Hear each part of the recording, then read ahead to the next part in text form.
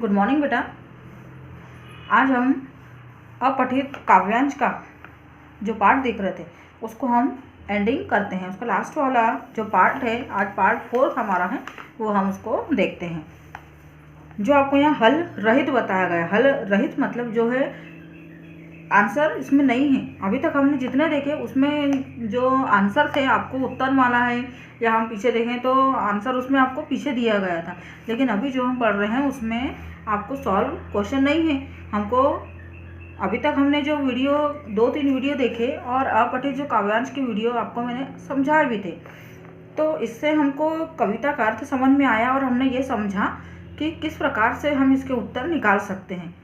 चूँकि कविता की पंक्तियां हैं और उन पंक्तियों को पहले हमको वाक्यों में कन्वर्ट करना पड़ता है, अपने शब्दों में बताना पड़ता है और फिर उसके हिसाब से जो उन प्रश्नों के जो हमको उत्तर देना होता है। तो पीछे उत्तर माला आप लोगों ने होमवर्क जो मैंने दिया था उसमें आपने देखी और समझी होगी। अब हम काव्यांश 1, 2 और 3 जो आपको लास्ट है अभ्यास प्रश्न पत्र दिया गया है और पेज नंबर जो है 335 पर है, क्योंकि लास्ट जब पीछे पेज पलटेंगे तो वहाँ पर प्रतिदर्श प्रश्न पत्र 1 दिया है, जो आपको पूरी व्याकरण की बुक के बाद में सॉल्व करने के लिए दिया रहता है। देखिए ये यहाँ पे प्रतिदर्श प्रश्न पत्र है, इसको हम सॉल्व करेंगे, लेकिन लास्ट में इसके पहले जो एक पेज आप पहले पलटेंगे तो यहाँ पर आपको देखिए ये अपठित काव्यांश जो अभ्यास प्रश्न करके जो दिया गया है इसको हम आज देखते हैं। और 3 इसमें है काव्यांश, वो मैं आपको तीनों यहाँ पर आज समझाती हूँ। सबसे पहला काव्यांश हम देखते हैं। हम बंगाली, हम पंजाबी, गुजराती, मद्रासी हैं, लेकिन हम इन सब से पहले केवल भारतवासी हैं। कविता को पढ़ते से ही हमको समझ में आ गया कि यह भारतीय संस्कृति को बता रहा है और अनेकता में एकता जो हमारे भारत देश की सबसे बड़ी विशेषता है उसको यहाँ पर दर्शाया गया है, बताया गया है कि हम क्या हैं, बंगाली हैं, पंजाबी हैं। सभी अपने अपने धर्म के बारे में बोलते हैं कि हम पंजाबी, हम बंगाली हैं, हम मध्य प्रदेश के वासी हैं, हम तमिल हैं, कुछ भी है, लेकिन इन सबसे पहले यदि कोई हमसे पूछता है तो हम क्या बोलते हैं, हम भारत के नागरिक हैं, हम भारतवासी हैं। हमें सत्य के पथ पर चलना पुरखों ने सिखलाया है। पुरख यानी हमारे जो बुजुर्ग हैं, बड़े हैं, उन्होंने हमें सत्य के राह पर हमेशा चलना सिखाया है। हम उसी राह पर, हम उस पर ही चलते आए जो पीछे गया बताया। जो पीछे मतलब जो प्राचीन लोग हैं, पुराने और अनुभवी व्यक्ति हैं, जो इन्होंने हमें कई बातों का जो है ज्ञान कराया है और समय समय पर सभी चीज़ों की जो है प्रेरणाएँ दी हैं। तो उन्होंने हमको यह बोला कि हम उसी पथ पर चलते आए हैं और आगे भी चलेंगे, जहाँ हमको बड़े बुजुर्गों ने जो आगे आगे हमको रास्ता दिखाया है। हम सब सीधी बातें करने के अभ्यासी है। सीधी बातें करने मतलब हम जो है सादा जीवन, उच्च विचार में विश्वास रखते हैं। सादा सीधा जो जीवन है वो हम जीते हैं और इसी में अभ्यस्त है, मतलब हमको इसी सब का आदि जो है हमारा जीवन है वो हो चुका है। गलत राह पर, गलत मार्ग पर हम कभी नहीं जाएंगे। हम सब भारतवासी है, क्योंकि भारत की जो मिट्टी है, भारत की संस्कृति है, उसने हमेशा हमको यही सीख दी है, यही सिखलाया है। हम अपने हाथों में लेकर अपना भाग्य बनाते हैं। हम अपने हाथों में लेकर मतलब हम अपने हाथों पर विश्वास रखते हैं, मतलब कर्म करने में। यदि हाथों से हम कुछ काम करते हैं तो उसी को हम अपनी जो मेहनत है उसी को, और मेहनत का परिणाम भी उसी को मानते हैं। और अपना भाग्य, अपनी किस्मत के भरोसे रह के हम सब कुछ नहीं छोड़ते कि हमारी किस्मत में यही लिखा है, नहीं। हम ये मानते हैं कि जो यदि हम कर्म करेंगे तो ही जो है मेहनत का फल हमको मिलेगा। मेहनत करके बंजर धरती पर सोना उपजाते हैं। मेहनत करते हैं, जैसे किसान मेहनत करता है ना, उसी प्रकार से आजकल सभी व्यक्ति हैं, कोई भी जो है फ्री बैठना नहीं चाहता। सभी को कुछ न कुछ एक काम करने की एक लगन होती है, और जिसको अंदर से इच्छा नहीं होती काम करने की, हम उसको क्या बोलते हैं, वह व्यक्ति आलसी है। जो शरीर अच्छा होते हुए भी क्या करता है, जबरदस्ती आलस किया करता है। तो किसान मेहनत करता है। बंजर ज़मीन, कोई जो ज़मीन है वह पहले से तो उपजाऊ होती नहीं है, उसको क्या करना पड़ता है, हल बखर, सभी लोग अधिकतर गांव से जुड़े हुए हैं और यह चीज़ को अच्छी तरीके से जानते हैं। तो धरती पर सोना उपजाते से मतलब जब हम मेहनत करते हैं और जब फसल हमारी जो तैयार होती है, जो बीज बोते हैं, उससे अनाज अच्छा उत्पादित होता है और फिर उसके जो हमको दाम मिलता है वह हमारे लिए कोई सोने से कम नहीं है। पत्थर को भगवान बना दें, हम ऐसे विश्वासी हैं, हम सब भारतवासी हैं। पत्थर में भी जो है हम भगवान का रूप देखकर उसको क्या करते हैं, पूजते हैं, उसकी हम पूजा करते हैं। वह भाषा हम नहीं बोलते, बैर भाव सिखलाती जो मन में मतभेद करती हो, एक दूसरे से अलग करती हो और एक दूसरे के धर्म संस्कृति को या जाति को क्या करती है, बुरा बताती है। ऐसी बातें हम अपने मन मस्तिष्क में नहीं लाते, क्योंकि हमको हमारे पुरखों ने ऐसी सीख नहीं दी, सबके साथ मिलजुल कर रहना ही सिखाया है। कौन समझाता नहीं बाग में, बैठी कोयल गाती जो। बैठी बाग में, कोयल से क्या मतलब है, जिस प्रकार से कोयल कितने अच्छे, चाहे वो कोई सा भी बाग हो, कोई सा भी किसी भी प्रकार का पेड़ हो, वह बैठकर क्या करती है, उसकी मीठे जो स्वर है उसको देती है और उसकी जो बोली है वह सबको अच्छी लगती है, चाहे वो कहीं पर भी बैठी हो। उसी प्रकार से जिनके अक्षर भरे प्रेम से वह भाषा भाषी है, हम सब भारतवासी हैं। उसी प्रकार हमको भी यह नहीं देखना चाहिए कि हम कौन सी जाति में हैं, कौन से धर्म में हैं, किस एरिया में हैं, कौन से राज्य में हैं, नहीं, हम सब कुल मिला के तो क्या है, भारत के वासी है। अतः हम सब आपस में प्रेम और भाईचारे के साथ ही रहना चाहते हैं और हमको रहना भी चाहिए। तो ये कविता की पंक्तियाँ थी। अब इसमें प्रश्नों के उत्तर देखिए। हमारे पुरखों ने हमें क्या सिखलाया है? हमारे पुरखों ने हमें सत्य के राह पर चलना सिखलाया है। भारतीयों ने अपने पुरखों का मार्ग किस तरह अपनाया? उनके दिखाए पथ पर या उनके दिखाए मार्ग पर चलते रहने से, या फिर सच्चाई के मार्ग पर चलते रहने से।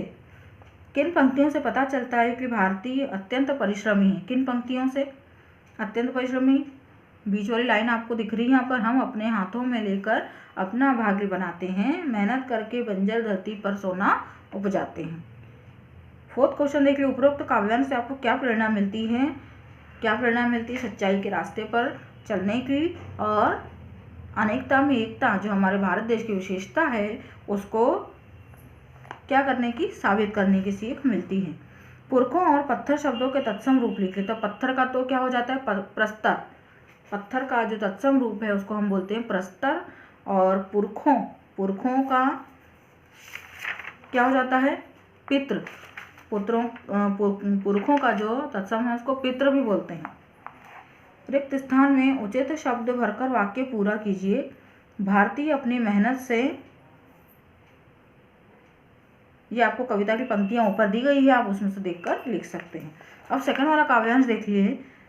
तापित को स्निग्ध करे, प्यासे को चैन दे, सूखे हुए अधरों को फिर से जो बैन दे। ऐसा सभी पानी है, मतलब तापित यानी जो तपती धरती है, स्निग्ध करे मतलब उसको शांत करे, प्यासे को चैन दे, जो प्यासा व्यक्ति है उसको शांति की सांस दे, सूखे हुए अधरों को, सूखे हुए अधर मतलब जो होंठ प्यास के कारण सूख गए हैं, फिर से जो बैन दे, मतलब क्या करे, उसको फिर से होठों पर जो है चमक ला दे। ऐसा सभी पानी है, मतलब जो पानी है वह, उसका जो गुण है वह ऐसा ही होता है। लहरों के आने पर काई सा फटे नहीं, रोटी के लालच में तोते सा रटे नहीं। प्राणी वही प्राणी है, मतलब यहाँ पर बताया गया है कि लहरों के आने पर जो है अपने रास्ते से डगमग नहीं हो, काई सा फटे नहीं, है ना। जैसे जो हम बोलते हैं कि चिकनी जगह पर पैर रखने से कोई व्यक्ति क्या होता है, फिसल जाता है। जो पानी यदि हट जाता है तो वहाँ पर चिकनी जगह हो जाती है, मतलब काई जम जाती है, तो उसके जैसा नहीं हो। रोटी के लालच में तोते सा रटे नहीं, रोटी के लालच में कोई व्यक्ति क्या होता है, लालच में आकर किसी के भी पक्ष में हो जाता है, तो ऐसा प्राणी कोई है वह प्राणी कहलाने के योग्य नहीं है। तो कहने का मतलब ये कि वही व्यक्ति प्राणी कहलाने के, व्यक्ति कहलाने के जो योग्य मतलब मनुष्य वही है जो लहरों के आने पर डरे नहीं, है ना, अपने रास्ते पर डटकर वहीं पर डटे रहे। लंगड़े को पाँव और लूले को हाथ दे, रात के सांभर में मरने तक साथ दे। लंगड़े को पाँव यानी जो व्यक्ति को सहायता की आवश्यकता है उसको, लूले को हाथ, वही मतलब है कि आवश्यकता जिसको पड़े उसको वह साथ दे, रात के संभार में मरने तक साथ दे। और यदि रात है ऐसा मतलब जीवन में अंधकार है, अशांति है, तो वहाँ पर भी वह साथ दे। बोले तो हमेशा सच और सच से हटे नहीं, झूठ से डराए से हरगिज डरे नहीं, सचमुच वही सच्चा है। मतलब वही व्यक्ति मनुष्य कहलाने के लिए योग्य है जो व्यक्ति परोपकारी होता है। कुल मिलाकर इसका अर्थ यह निकलता है। और उसके प्रश्नों को उत्तर देखिए। अधरों को बैन देने से क्या आशय है? अधरों को बैन मतलब देने से ये आशय है कि होठों पर जो है फिर से नमी ला दे, या जो क्या बोल सकते हैं हम उसको, चमकाहट, यानी होठों पर जो है पानी ला दे। मतलब होठों को क्या बोल सकते हैं, जैसे प्यास के कारण होठ या कंठ कैसा सूख जाता है, तो उसको चमका दे या चमक ला दे उस पर। कवि ने असली प्राणी किसे कहा है? जो व्यक्ति परोपकारी होता है, जो जीवन में दूसरों की सहायता करता है। सच्चा मनुष्य किसे कहा गया है? सच्चा मनुष्य भी वही है जो अपने जीवन में झूठ नहीं बोले और डरे नहीं और हमेशा सच्चाई के रास्ते पर चलता है। उपरोक्त काव्यांश से हमें क्या सीख मिलती है? अच्छा इंसान बनने की सीख मिलती है। सूखा और सच के तत्सम रूप, तो सच का सत्य आ जाएगा, सूखा का जो तत्सम रूप है वो हम उसमें देख के फिर आपको बताते हैं। सूखा का वैसे क्या होना चाहिए? सूखा का तो सूखा ही होना चाहिए, या तो फिर जो तत्सम रूप होगा वो मैं आपको देखकर बताऊंगी। रात और पानी के पर्यायवाची शब्द, तो रात का पर्यायवाची शब्द रात्रि, निशा, रजनी, यामिनी, और पानी का जल, नीर, पानी, वारी, पय, तोय, सलिल, बहुत सारे पर्यायवाची हैं जो आप लिखना चाहें। काव्यांश 3 देखते हैं, लास्ट वाला। मैंने देखा एक बड़ा बरगद का पेड़ खड़ा है, उसके नीचे कुछ छोटे छोटे पौधे बड़े सुशील विनम्र देखकर मुझको यूं बोले, हम भी खुशकिस्मत हैं जो खतरों का नहीं सामना करते।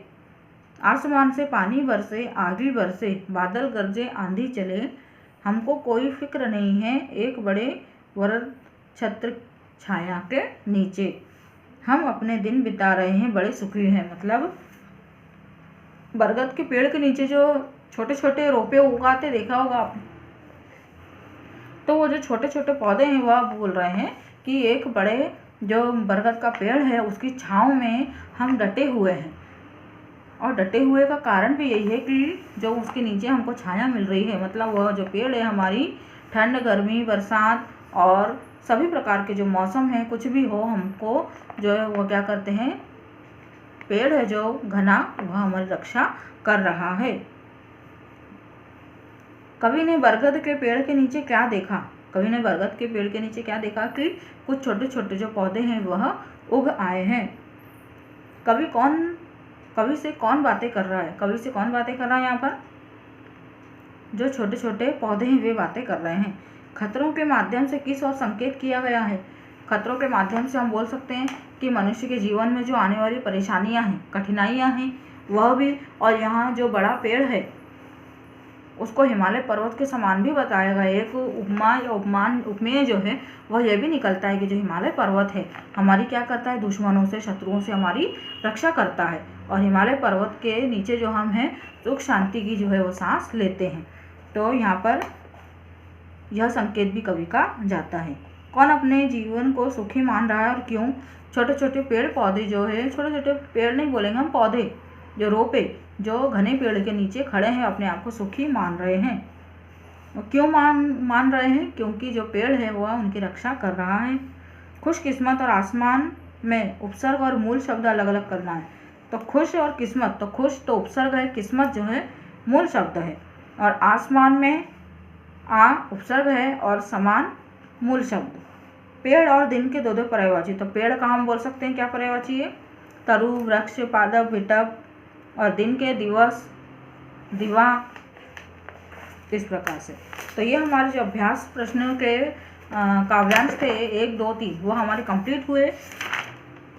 अब प्रतिदर्श प्रश्न पत्र जो है हम उसको सॉल्व करेंगे, और उसके बाद में जो हमको यहाँ कौन सा वाला पोर्शन दिया है